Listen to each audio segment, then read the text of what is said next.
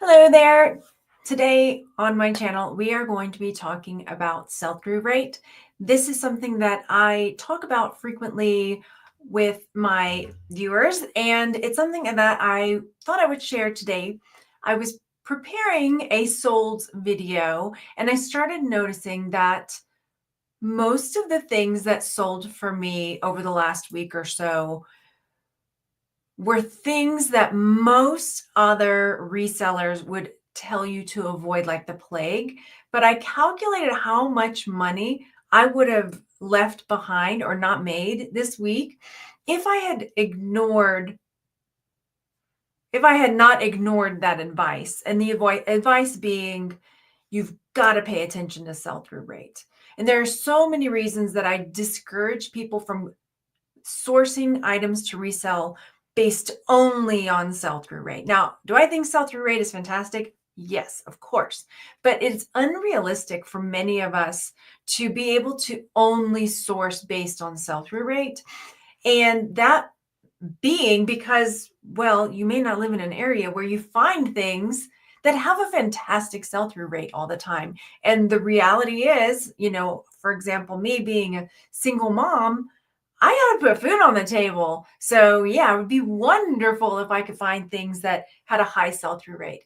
It would be wonderful if I only found things that sold for $25. I mean, you'll hear some people say, and everybody has their own business model. So I'm not picking necessarily on them, but I do take what's the word? Umbrage is too fancy a word, but I do take exception with that, like telling people, oh, it's not even worth your time. If it's not even bringing $20 profit, that's not even worth your time. You should be listing only things that are going to take the time that you're going to need to make that money. But the problem is that a lot of us don't live in areas that you can find readily available high sell-through rate, and it makes me $25, $50 per item. I mean, for heaven's sakes, if that was the case, then everybody would be doing this and we would be living high on the hog, right? If it was that easy. But truth be told, I got to buy eggs and put milk and bread and cheese on the table to feed my family. Okay, we eat more than that, but I think you get the picture. And a lot of the viewers that watch the channel, I know, are retired, or they're trying to supplement their income, or they are helping take care of parents or kids. There's all these other circumstances, and so any little bit will help. I'm going to get off my soapbox. I'm going to share with you what exactly sell-through rate is, and then share with you the sales that I made this week that equaled up to about $600. So I'm very happy with that. And I am live. So hello. I decided, I was going to make this into a video, but I thought, how much more fun would it be to come live? So if you're watching later and you're like, dang it, I didn't get you. Yay, Tara finds, yay, finally caught you live. Yay, I'm so glad. Hello, Cheryl. Hello, Jack. Thanks for being here. Yes. Thank you, Layla. Okie dokie. So let's talk sell-through rate. What is it? First of all, let me screen share here. Sell-through rate. I can't share that. There we go. This is a perfect example. I love finding Wii Sports and Wii Sports Resort discs because it is a fantastic sell-through rate. They sell so quickly. So if you're at garage sales or thrift stores and you see these, then definitely pick it up. But here's what I look at when you're trying to figure out sell-through rate. So here I've typed in Wii Sports 2006, and you'll see there's 893 results. At first you're thinking, whoa, that is a lot of those up for sale. But when you look at how many have sold, so when I come over here, watch, I'm going to scroll. So if it makes you dizzy, look away. Come over here, click on sold. You'll see how many have actually sold. Whoa. So almost 7,000 sold for Wii Sport 2006. And that's just the disc. I mean, frequently it'll come in like a little envelope thingy like this. Sometimes it's just the disc, right?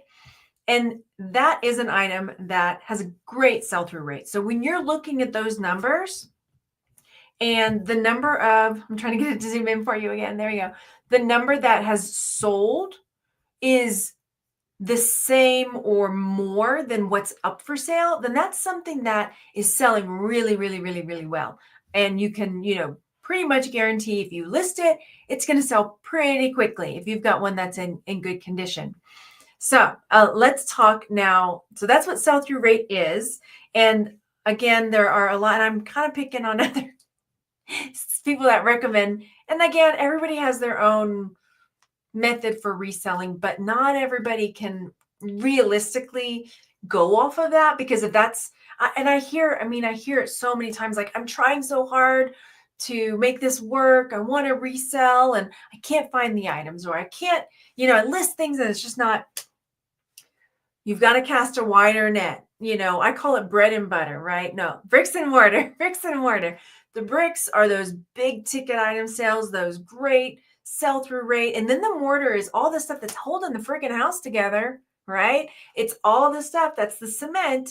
And you need to have a mix. If you just try to go off of one, unless you live in, Big Rock Candy Mountain, where they have the river is flowing with high sell-through rate items that sell for $20, $30, $40 profit or more. Show it to me on the map. I'm on my way, right? So here we go. Let me say hi, and then I'm gonna come show you my my sales that I made, and you'll see like the kinds of things that are selling that would not show up with the high sell-through rate. Let's see. Well, I've cut our pay by. Ooh. Is there specific things you sell better on places other than eBay? Well, eBay and Etsy are my top two for sure. And then Facebook Marketplace for local sales. So those are my top go-tos. Let's see. You have that case. Yeah. Oh, yeah. Okie dokie. Here we go. So let me pull up my sales. Let me remove that. I'm pulling up the wrong one. One sec.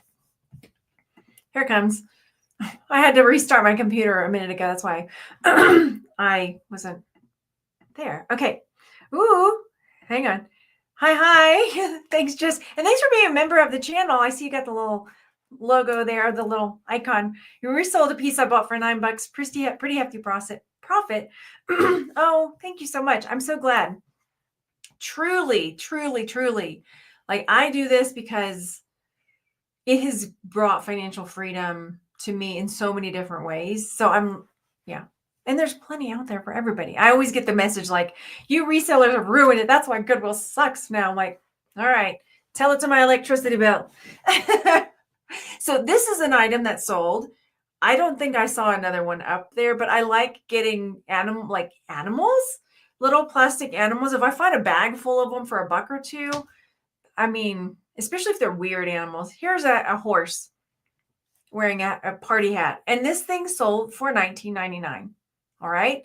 So yeah, this is a Crate and Barrel candle holder, right? And so while this item doesn't have a great sell-through rate, it has a great brand. So you're going to see a couple of the items here that maybe wouldn't show up having a great sell-through rate, but because of the brand name would, and that's the thing, like, so I'll sit on it for, I think I had this listed for 6 weeks or so, maybe not too long, not terribly long. The horse had a little bit longer maybe, but it's a little plastic horse. So throw it in a tote and forget about it till it sells, right? Easy peasy. Then this was actually in a loot crate that we got that was atrocious. It was horrible, right? My kids were so excited because they love Fallout. And the loot crates we got so far were all like Fallout 76 and not the Fallout 4 that they liked and blah, blah, blah. Anyway, so I was just like, I'm going to make my money back on the kids. If y'all don't want this stuff, give it to me. I'm going to flip it. So I made money off these loot crates anyway. Thank you so much. Thanks for being here. Thank you. Thank you. So that sold. And again, not going to have a great sell-through rate. This puzzle sold. This is a Disney Thomas Kincaid puzzle. And I get the question about puzzles a lot. I pretty much only sell new and sealed puzzles. Very, very rarely, usually just with a vintage puzzle. If it's been opened, and will I sell it? But I don't want to put it all together. Make sure all the pieces are there. Yeah, no. So this was a new and sealed puzzle that I got at the thrift store for like $2 or something. So $15. And again, this is one of those where some people I wouldn't even get out of bed for a $10 profit. Like, well, you know what? I always go back to the basics. Like, to me, when I see a $10 profit, I see, a gallon of milk and a carton of eggs. And well, that might be it this week, but maybe next week I can throw in some bread with that. We'll see how the prices of things go. But you got to look at it that way. I mean, I do anyway. Let's see, what app am I using? The app that I'm using is StreamYard. When I go live like this, it's StreamYard. And they have a free version and then they have a paid version. I am on the paid version. And then this is a little wallet that's sold. I got this at the thrift store. And I just know Pendleton is generally, again, it's a good brand. Some Pendleton things sell way better than others. But I thought, hey, this is a nice little Pendleton wallet. I think this was listed for like 3 days and it sold. And I don't think I saw this pattern. I saw other ones that had sold similar to this, but not this exact one. So sometimes it's just the brand, right? And then these, oh my gosh, you think, oh, it's not Christmas time, whatever. Oh my gosh, why didn't I get these listed sooner, right? I got these listed finally like just a few days ago. And it's a kit, right? It's a stocking kit that it has all the stuff inside of it, and the person gets to like sew it and make it themselves, right? Like that. And they were brand new, unopened, got them at the Goodwill for like $3 or something. So this one sold, and there's another one too. But again, not even, let's see, 18 eggs or 9. Is that the Costco price? Right. Some things I only make but it totally adds up when you start. Because then I was making this video, getting ready for this video. I was like, how much did I make? And none of this stuff is high sell-through. Boop, boop, boop, boop, boop. Oh my gosh, like almost $600. Yeah, totally. Hello, Julie. Sometimes we change our names. Let's see. Oh yeah. The kits are so fun, right? I don't make them, but I enjoy selling them. And then this I just recently bought as well. I started noticing that all of my teacups and saucers were selling like hotcakes lately. I don't know what it is. For a while there, everything was going minimalist, and now things are going maximalist. And I have been selling teacups and saucers. So when I saw I think the last sales video I did, there were like 3 or 4 teacups and saucers that had sold during that time frame. I was like, ooh, I need to get on this. Sure enough, found this and this one's a demi-tasse. It's a little bitty.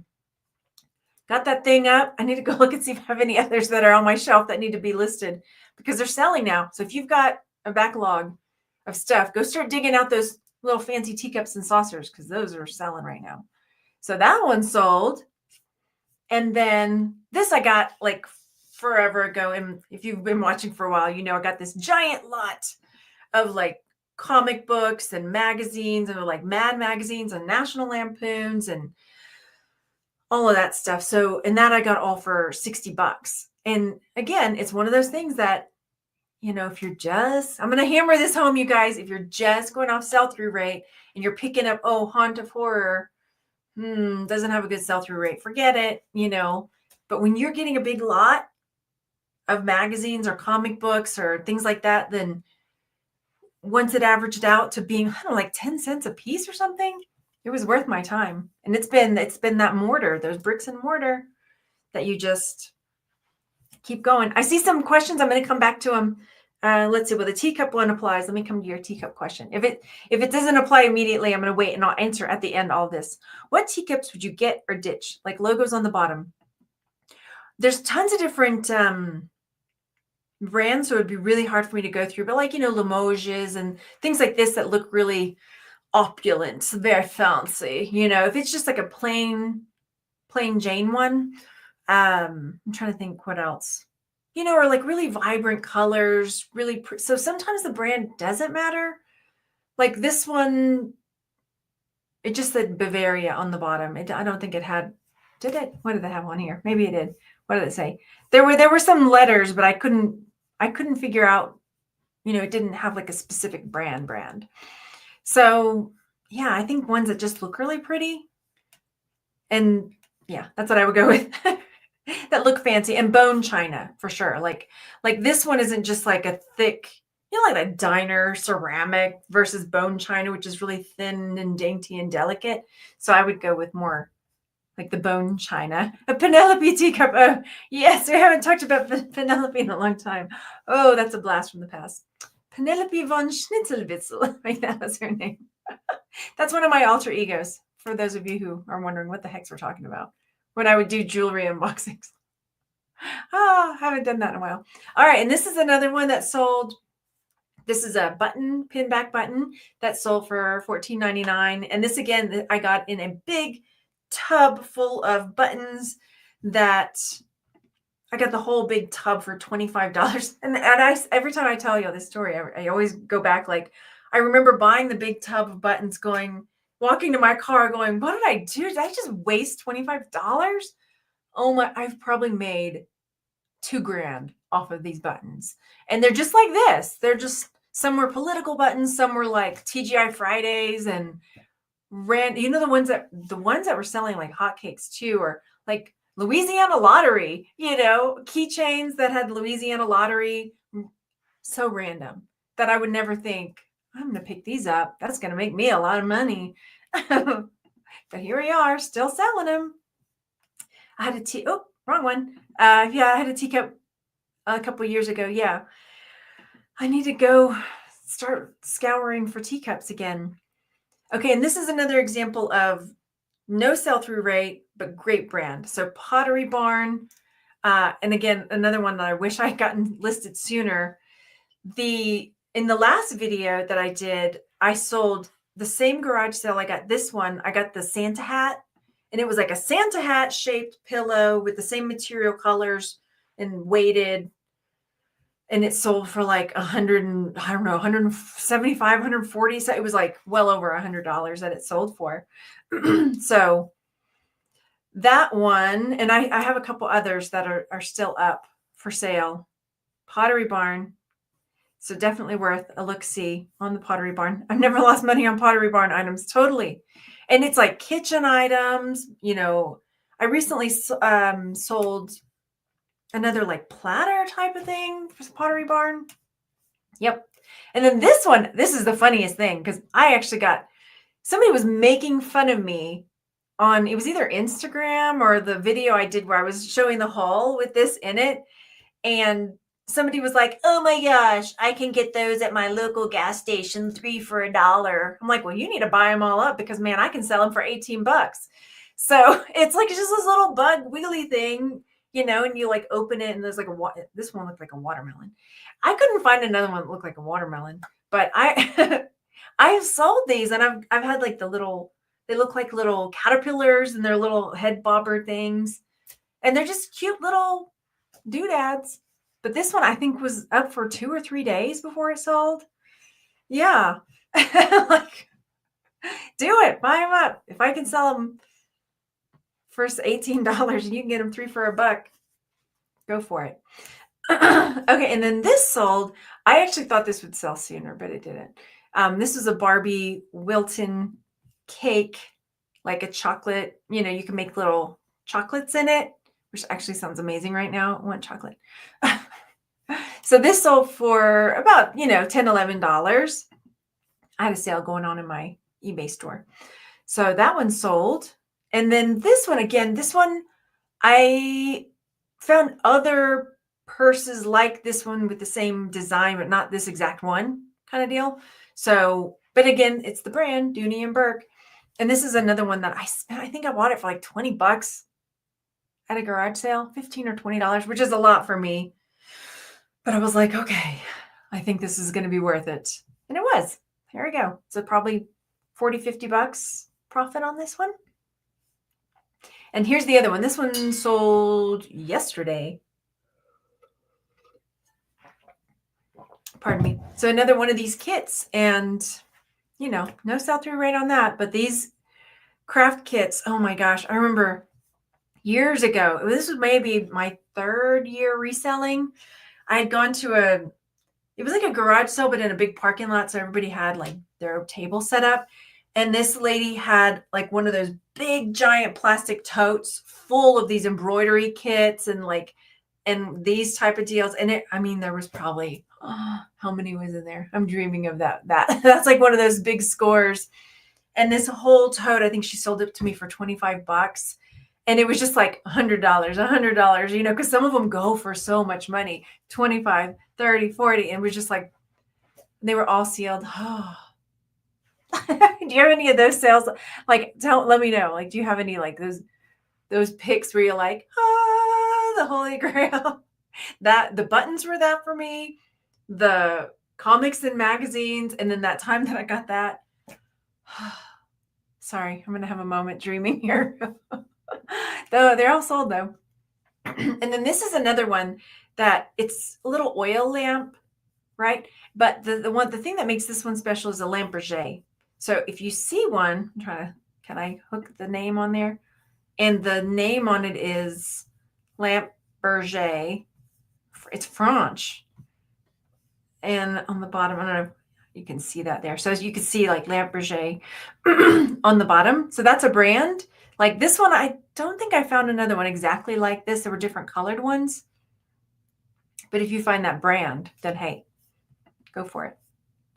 And then this one, I didn't find another one like this, which is why I priced it so high. So this was a Disney solar light with Grumpy. I have another one with Dopey in there. So putting that out there in the universe, somebody needs a Dopey to go with their Grumpy. Yeah, but because I couldn't find another one, even though, look, people will ask me, you're going to take that price off? No, I'm not. But I'm going to still price it for $90 because there's not another one out there. So name your price. There's that. And that's the thing, again, no sell-through rate. Okay, was that the last of that? Let me come and answer these questions because y'all have some really good questions over here. Let me go back a little bit and see if y'all have questions. Drop them in the chat if you're live, and if you're watching later, let me know if you have any questions. I know I saw them. I'm going to come back and find them. Something I think about. Not all buyers are looking to spend $50, but they're willing to spend $15 to $20. Yeah, I've been buying groceries with my $10 profit. Exactly. Come on. Yeah. And I don't know. I think some people are just getting a little fatigued with that. Like, you got to hustle, man. You got to hustle hard. You got to hustle long. You got to hustle all day. Right. And it's just like, oh, okay. Can we just breathe? Just enjoy it. I just want to sell like fun little horses and grumpies. Sorry, it's getting intense. Getting on my, oh yeah, still have some more buttons. They're dwindling down, but they're selling. They're selling. I know I saw some questions. Oh wait, here we go. How do I figure out what to charge for shipping? That's always stops me from selling. It does. And that was probably my biggest learning curve when I first started was the shipping, and I just had to slow down. And like I would get everything listed, or I'd get all the pictures and the listing and the details, and then on eBay, they have the calculator there where you can put in, like, get your item and weigh it, and then add some ounces because you're going to have packing in the box, and then just kind of figure like what box am I going to put this in, and then just enter it in, and then they calculate it for you. And if you're nervous, like I'm going to do it wrong, add a few more ounces on that, like bump it up a little bit. And I still even have oopsies where I'm like, I got a notification just the other day, like, yeah, the post office said you didn't put enough postage on this, so we had to charge your account. Like it was like $3 or something. I was like, how did I get off that much? What did I do? I'm wondering. Now I'm like, did I swap labels? I guess we'll find out, like accidentally, but I'm usually pretty good about not doing that. Now I'm wondering, but there's going to be mistakes. Just do it, Melissa. You can do it, and if you make a mistake, you'll get them next time. That's just, yeah. Let's see. I'm regretting offering free shipping. You just want to figure it out on the back end, but yeah. Oh yeah. I go back and forth. Like I've tried doing free shipping, And then I didn't see a big jump in my sales, but if it's working, totally do it. Yeah. Let's see. Does the glaze on the plates and cups crackling from age? Is that so like the crazing? Like sometimes I don't have anything near me. I'm gonna grab this, even though it doesn't have it. No, it's not gonna be a good demonstration. So like now I've gone blurry. There you go. Sometimes you'll see the like crackling under the glaze. Crazing can affect the price on some things, but sometimes it's not that bad. If it's a really nice piece, then sometimes it's not too bad. It just depends. Trial and error. Because I've definitely sold things with crazing. Oh yeah, calculated shipping makes it a lot easier. Yeah, see, and that's another thing. When I first started reselling, everybody was like, you gotta do free shipping. And I ate it so hard because I was never good at one, calculating the price and adding the shipping into my price, because then I would do best offer. And if I was out and like trying to decide, do I accept this best offer? And if I accepted it without thinking, oh, wait a minute, this thing oh, you know, and so then I would like cut into my profit so much. Yeah. I was about to say that, Jack. We've gone plaid. I love Spaceballs. So let's see. Crazing is pretty normal. Yeah, this is what Terrifine's saying. It's like tarnish. Some people, yeah. For most items, yeah, I would say totally. I can't figure out the shipping on eBay, the size of the box, the distance weight. I've done a couple videos, and this is still, I mean, to this day, one of the reasons that I still like, I don't like selling big stuff. Because I'm like, oh, do I have the box and do I have this? And I'm gonna wait. Yeah. But I'm working on listing this Playmobil house because I was like, the profit's gonna be so good. And I sold like in my last video, I had that big castle, that Fisher Price castle. Sometimes it's like, okay, I'm getting it. I'm gonna figure it out. I just have to I have to make sure I have the box and I weigh it, and you can even go onto the USPS website and try to calculate it on there by if you have the box and everything, just to see, like, let's say I'm shipping it from here to California, depending on where you are, like someplace far. How much would it be? Yeah. Do. Okay. What's the longest it took to sell something ever? Ooh, I probably have some bracelets still listed right now that haven't sold, that I listed a million years ago. I would put money down that I have something that's listed on Etsy, at least. That's been up for a few years. Usually I don't go through too often to take things down. Unless I just go through get a wild hair to downsize. And usually it's big stuff. If I have something big taking up space in where my inventory is, like right now I've got 2 punch bowls that are about to head back to the thrift store, but what I'll do is these 2 punch bowls that are just still sitting there taking up space. I'll take them because my town has 2 thrift stores. This is another thing for those of you who struggle to find good inventory. Now that I moved away from Texas, garage sale season is like this. In Texas, I think there's like a month off. Yeah, maybe we don't have a garage sale in January and February, but the rest of the year is fair game pretty much in Texas. But here in Colorado, it's a lot shorter. And then if you live in a town that doesn't have a lot of thrift stores, then you might struggle. So, but one of my thrift stores, let me get back to my story. If I take things to donate, they give me a 20% off coupon. And I know my eyeshadows. Okay, squirrel. My meds are wearing off. My ADHD meds are wearing off. So that thrift store. So I still feel like I'm getting something towards buying new inventory. And then I do, like, my Goodwill will let me take things back and if I have the receipt, to get store credit. I don't know if yours do that, but man, if I get something home and I either have buyer's remorse or I find a flaw, like it's cracked or broken or it's missing something, I'm like, then I take it back and I get store credit because I'll put that towards something else. So yeah. Oh, you take it to a local flea market. That's a good idea. And then I'll probably I'm such on the fence, okay? That my neighborhood will do like a neighborhood garage sale. And so part of me is like, I'm gonna start compiling stuff to like participate in the neighborhood garage sale. But then I'm like, FOMO! Then I'm missing all the garage sales. So unless my kids like want to man the garage sale and sell the stuff, and then I can go out and do the treasure hunting, I don't know. I don't know if that's gonna fly. I don't know about that. So we'll see. I can have a garage sale on my own. I have done that and just ignore the oh.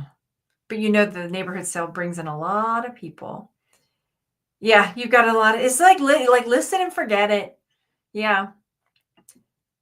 You think it will, I mean, here's what you could try. Maybe try taking off free shipping for like one category. So you don't have to do like your whole store and just see, like, pick, jewelry or something that, if you like, oh, CDs sell really well for me, then try it and see. You don't have to do all or nothing. Yeah. Let's see. Sometimes, let's see. Okay. Sometimes I do a large, in 2 boxes. Yeah. It's better than paying 70. That's a really good idea. Putting it in 2 boxes. I like that. Because it makes sense, right? Because then it is still cheaper than one ginormous box. Ooh, yeah. Okay. I think I see that's all the questions that we've had. And I'm really grateful for y'all showing up and hanging out and appreciate y'all listening to my rant about sell-through rate. Again, sell-through rate is fantastic. I am not opposed to sell-through rate. I would love for everything to have that great sell-through rate, but realistically, in order for me to pay my bills and put food on the table and do all of these other things that I like to do with my family, then I can't just ignore smaller ticket items. And I enjoy it, right? I like picking up fun, quirky things. And did y'all see this from yesterday? If y'all were not here yesterday, if you didn't watch the one from yesterday, look what I found. Bonus. Look. I got this yesterday at the thrift store. I'm going to tell you right now, you're not going to find it. It's not going to be on eBay because it's not on eBay. I only found one sold on Etsy. And guess how much it sold for? $175. And I bought it for $4. So it's like some anthropology, sculpture, art, piggy bank, weird artist thing. So I'm like, sell through rate, smell through rate. I'm buying the weird fun stuff that has a tail. Anyway, so yeah. All right, you guys, enjoy your day, and I will see you hopefully tomorrow. My goal tomorrow is to record some jewelry unboxings so I can have some more jewelry unboxings that we can go have fun with. And maybe I'll dust off old Penelope and she can come back and, and have some fun. All right, you guys, I'll see you on the next one. Thanks.